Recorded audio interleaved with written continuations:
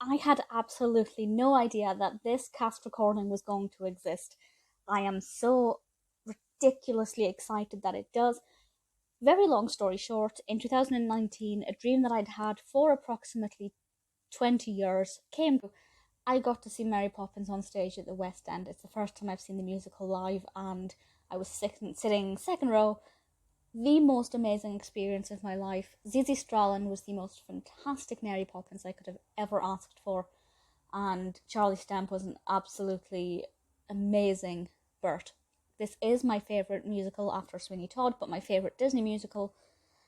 It was the most amazing experience I ever could have asked for. And then, in my Amazon recommendations, up pops the definitive 2020 cast recording. And I kind of lost my mind a little bit. This is the recording of the live show at the Prince Edward Theatre. Now, I don't know if they were always planning on doing this, because I saw this in October 2019. So I don't know when this was recorded. I'm assuming it was recorded at the beginning of 2020 before the world all just went to pot.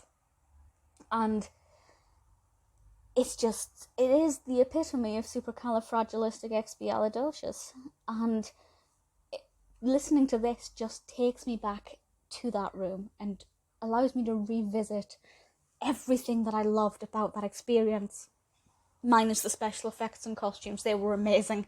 Thankfully, I have the memories, at least for now, in my head, allowing me to revisit those that way. There are two people I would suggest this album is aimed at, and I will talk a little bit about the songs in a moment, in a relative depth. Two people. The first is the person who has been to see this already and who wants to take that trip down memory lane. Obviously, it's not quite the same as sitting there in the auditorium, but if you've got those beautiful, beautiful magical memories, this will transport you back straight away. The other person, of course, is the person who wanted to see this but who has not had the chance. I'd say I still listen to it. Beautiful recordings, absolutely gorgeous. If you're a fan of Mary Poppins, you definitely want to check out these interpretations of the songs because they are stunning. So I don't want to spend too much time going over the songs themselves, partly because I feel like if you're going to listen to this album, you'll already be aware of a lot of the songs from the traditional film album and, maybe the original West End or Broadway cast recordings. But also because I haven't got the technical vocabulary to discuss the music in terms of the orchestration and, whether or not somebody was pitch perfect, or I'm tone deaf, put it that way. But I'm a big musicals fan, and as I said, Mary Poppins has been a love of mine for over 20 years. Very much over 20 years, probably coming up for 25 years now.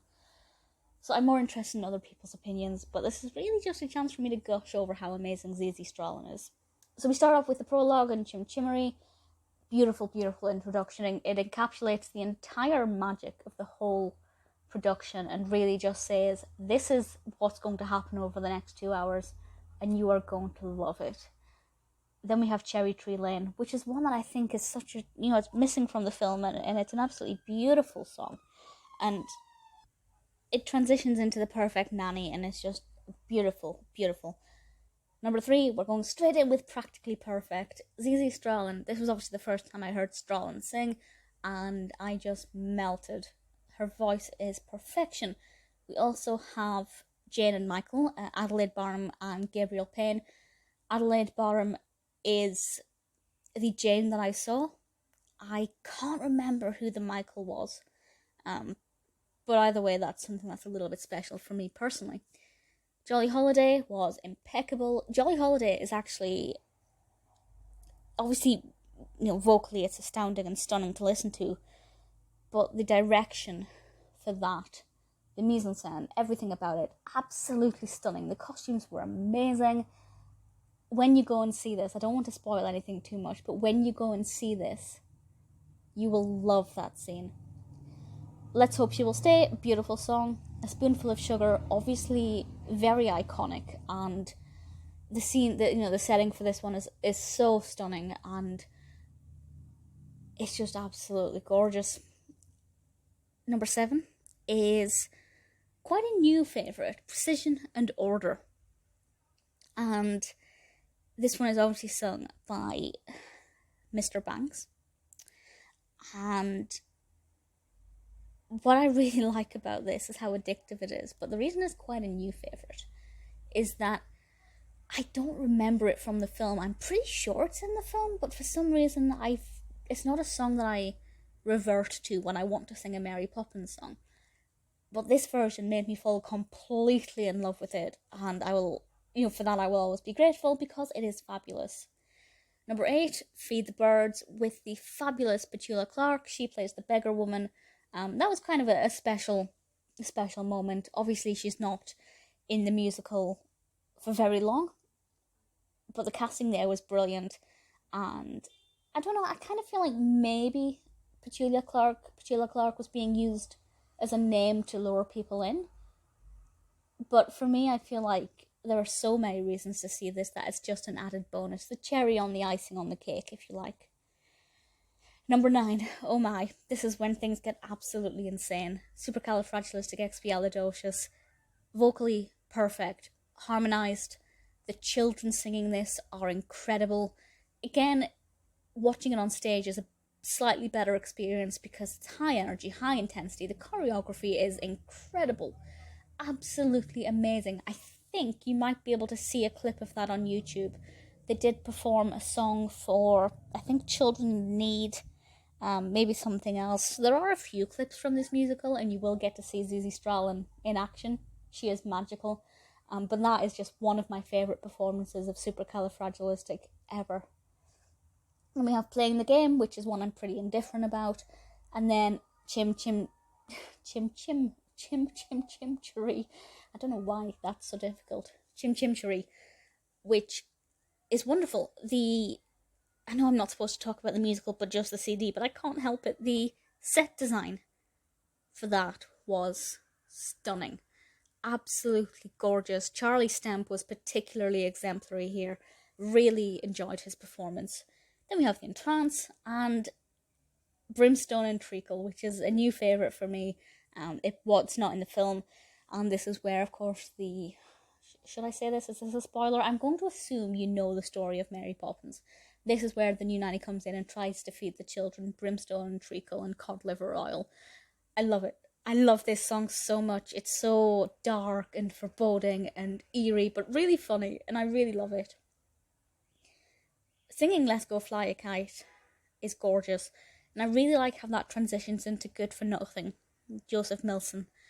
It's a really moving, emotional scene, and I feel like out of everything that's been done with Mary Poppins, I feel like that's the moment P.L. Travers would be most interested in. We know she wasn't a fan of the fact it was turned into a musical, but that particular moment, I think, is something that she would have appreciated. I hope. Then Amy Griffiths sings Being Mr. Banks. She is an amazing Mrs. Banks. She was really fabulous, really blew me away. And it's really nice that she got that moment as a character and also as an actor. Because Mrs. Banks, apart from Sister Suffragette, also have to say it's such a shame that that's not in the stage musical. It's really good that she's kind of got that moment to have her own voice. Because in the film she is kind of overlooked. Then we get Brimstone and Treacle Part 2, which is obviously a very pivotal point in the narrative for Mary Poppins. And then, oh my, we jump into Step in Time. And I get goosebumps with this one. I love it. It's a relatively new favourite from over maybe the last 3-4 years. And it's so high energy. The choreography for this is disgustingly intricate. And I absolutely adore the music for this one. It's just so beautiful. And then we dip into A Man Has Dreams, Joseph Millson again, which is segued with A Spoonful of Sugar with Charlie Stemp, and it's so beautiful. It's such a beautiful crossover, and it's an absolute pleasure to listen to. A Man Has Dreams is such an underrated song. Really, truly adore it. Then one that I wasn't really familiar with, Anything Can Happen. I think the this might have been the song they used for the trailer. They created a welcome back from Cameron Mackintosh to the Prince Edward Theatre when it reopened a couple of months ago after the world started to be a little less rubbish. And I think that's maybe the song they used over the trailer. I could be wrong, but it's beautiful, it's delicate, it's absolutely stunning. And then we go forward with The Task Is Done and A Shooting Star, neither of which really moved me very much. And then we get the finale, which is it's just the perfect way to end a perfect musical. Of all of the curtain calls I've experienced, both on stage and off, the most amazing was the Mary Poppins curtain call. The noise in that room when Zizi Strallen came out was painful. Actually, it was very, very loud. And by that point I was crying. I expect other people were crying. It was the most amazing journey I've ever experienced. I'm getting emotional just now. You know, when you wait your whole life for something, by which, this point I was 27 at the time, and I'd been watching Mary Poppins since, 4 years old, maybe younger, and I needed this to be a good show because I'd waited just shy of 3 decades to watch this, and it was perfect. And now when I listen to this CD, who am I kidding? The MP3. When I listen to the MP3 download, it's taking me there again, and it's just utterly stunning. And to get to that end and to listen to the finale, I'm back in the room, I'm buzzing with excitement, overflowing with the magic. Zizi Strallen is my Mary Poppins. This is the best production I ever could have asked for. These songs are beautiful. If you haven't had a chance to see this on the West End, and you can, I thoroughly recommend it. If you are unable to see it, or you're listening to me in the future and it's no longer on the West End, this album is beautiful. And hand on heart, I promise you will absolutely love it.